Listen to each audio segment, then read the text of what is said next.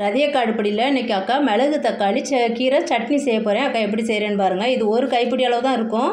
அக்கா அலசிட்டு நல்லா அந்த கொஞ்சம் இலை காம்பாக இருக்குல்ல, நொடிகிற அளவுக்கு இருக்கிற காம்பை நம்ம நல்லா அதோடு சேர்த்து தான் அக்கா அலசி நறுக்கி வச்சுருக்கிறேன். கொஞ்சம் 1 2மா சட்னி செய்வோம் வாங்க. இது வந்து வயிற்று புண்ணுக்குப்பா. அப்புறம் 4 படை நம்ம மாத்திரை ரெகுலராக எடுத்துக்கிறவங்களாம் இந்த கீரை வாரத்தில் 2 நாள் 3 நாள் இந்த மிளகு தக்காளி கீரை சேர்த்துட்டா ரொம்ப ரொம்ப நல்லது. வாங்க செய்வோம். அக்கா இப்போ ஒரு வடை சட்டியை காய வச்சு ஒரு 2 ஸ்பூன் போல் ஆயில் விட்டுருக்குறேன். இது வந்து ஒரு 10 சின்ன வெங்காயம் 2 2ஆக கட் பண்ணி வச்சுருக்கேன். நீங்கள் முழுசாகவும் போட்டு வதக்கிக்கலாம், கொஞ்சம் சீக்கிரம் வதங்காது, அதனால தான். ஒரு 2 பல் பூண்டு போட்டுக்கலாம். இப்போ இந்த வெங்காயம் வதங்குறதுக்கு ஒரு 1/4 ஸ்பூனு கல் உப்பு போடுறேன்ப்பா. நல்லா கொஞ்சம் வதக்கிக்கலாம். இப்போ இது காரத்துக்கு அக்கா ஒரு 5 காஞ்ச மிளகாய் சேர்த்துருக்குறேன். நீங்கள் வந்து காரம் உங்களுக்கு ஏற்ற மாதிரி போட்டுக்கோங்க. அப்புறமா தக்காளி ஒரு மீடியம் தக்காளி கட் பண்ணி வச்சுருக்கிறேன், அதையும் போட்டுக்கலாம். இது எல்லாமே சேர்த்து நல்லா வதக்கணும். இப்போது தக்காளிலாம் நல்லா வதங்கிருச்சு. இந்த சமயத்தில் நம்ம என்ன பண்ணுவோம், அந்த கீரையை போட்டுடலாம். இந்த வச்சிருக்கேன்ல அக்கா, ஒரு கைப்பிடி அளவு தான் இருக்குது, கட் பண்ணி வச்சுருக்கிறேன். இந்த இளந்தண்டுலாம் கொஞ்சம் வதங்குற அளவு நம்ம வதக்கிடணும். இந்த கீரையை நம்ம வந்து கடைஞ்சதுக்கப்புறம் அக்கா தாளிக்க மாட்டேன், அதனுடைய மருத்துவ குணமே போயிரும்பா. நம்ம இப்போவே நல்லா வதக்கிட்டு அப்படியே நம்ம மிக்சியில் அரைச்சி அப்படியே சாப்பிட வேண்டியது, தாளிக்கக்கூடாது. அதோட மருத்துவ குணம். நீங்கள் வந்து கொஞ்சம் வயிறு ப்ராப்ளமாக இருக்குது அப்படிங்கிறவங்க 2 காஞ்ச மிளகாவை குறைச்சிருங்க. இதை நல்லா அக்கா வதக்கிறேன்.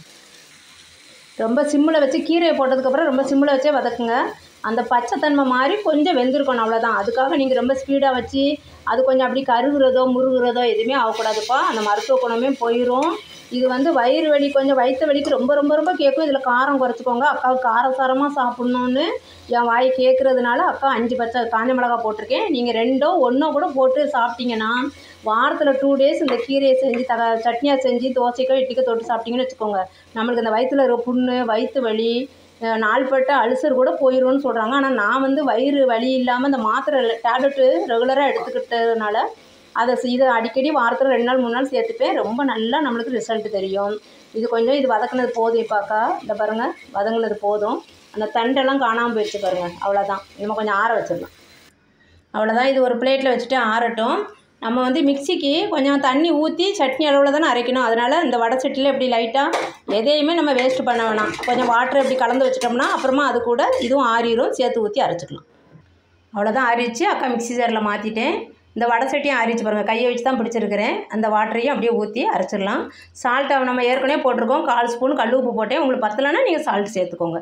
இப்போ இதை நம்ம எவ்வளோ உங்களுக்கு குறகுறப்பாக வேணுமா நைஸாக வேணுமான்னு சுற்றிட்டு வந்துடலாம். அவ்வளோதான், மிக்சியில் சுற்றியாச்சு. மிளகு தக்காளி கீரை சட்னி ரெடி. அக்கா வந்து ரொம்ப நைஸாக அரைக்கல, எனக்கு எந்த சட்னினாலும் நைஸாக அரைச்சா பிடிக்காது. குழந்தைங்களுக்குனா இன்னும் ஒரு சுற்றிப்பேன், நைஸாக அரைச்சிப்பேன். இது அக்காவுக்கு, அதனால தான் காரம் அவ்வளோ போட்டிருக்கிறேன். நீங்கள் எதுக்குன்னா எங்கள் வீட்டு குழந்தைங்க நம்ம பொரியல் பண்ணோம்னா அந்த கீரை திப்பி திப்பியாக இருக்கும், மென்று துப்பிடுறாங்க. அதனால் இதேமாதிரி சட்னியில் சேர்த்து நீங்கள் இட்லியை தொட்டு ஊட்டினீங்கன்னா செமையாக இருக்கும். இன்னொரு சுற்றி நைஸாக ஆக்கிக்கோங்க. இது அக்காவுக்குங்கிறனால காஞ்ச மிளகா அதிகமாக போட்டிருக்கேன். நீங்கள் 2 மிளகா 1 மிளகா குறைச்சிக்கலாம். குழந்தைங்களுக்கு இந்த மாதிரி செஞ்சு கொடுத்தீங்கன்னா அந்த புழு, எங்கள் அம்மா சொல்லுவாங்க கீரி பூச்சின்னு சொல்லுவாங்க, வயிற்றில் வெள்ளை வெள்ளையாக குட்டி குட்டியாக. நம்ம சாக்லேட் குழந்தைங்களுக்கு கொடுக்காமல் இருந்தாலும், ஸ்வீட் கொடுக்காமல் இருந்தாலும் அது ஏதோ உற்பத்தி ஆகும்னு சொல்லுவாங்க எங்கள் அம்மா. அது 6 மந்த்துக்கு ஒரு டைமு வந்து அது என்ன பூச்சி மாத்திரை டாக்டர்கிட்டேருந்து வாங்கி கொடுக்குறாங்க இப்போ உள்ள பிள்ளைங்கள்லாம். நாங்கள் என்ன பண்ணுவோம், வாரத்தில் 1 நாள் 2 நாள் வேப்பிலை கொடுத்துருவோம், வேப்பிலை சாறு எடுத்து கொடுப்போம்.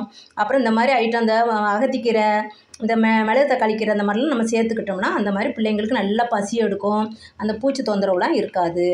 நைட்டில் வந்து மோஷன் போகிற இடத்துல அரிக்குதுன்னு சொல்லுவாங்க, அதெல்லாம் சொல்ல மாட்டாங்க. இந்த மாதிரி செஞ்சு கொடுத்து பார்த்துட்டு எப்படி இருக்குன்னு சொல்லுங்கள். 2 மினிட்டில் இந்த சட்னி ரெடி பண்ணிடலாம். இது தாளித்து ஊற்ற வேண்டிய அவசியம் இல்லை, உங்களுக்கு பிடிச்சா தாளிச்சுக்கோங்க. தேங்க்யூப்பா. அக்கா சேனலுக்கு சப்ஸ்கிரைப் பண்ணுங்க, லைக் பண்ணுங்க, ஷேர் பண்ணுங்க.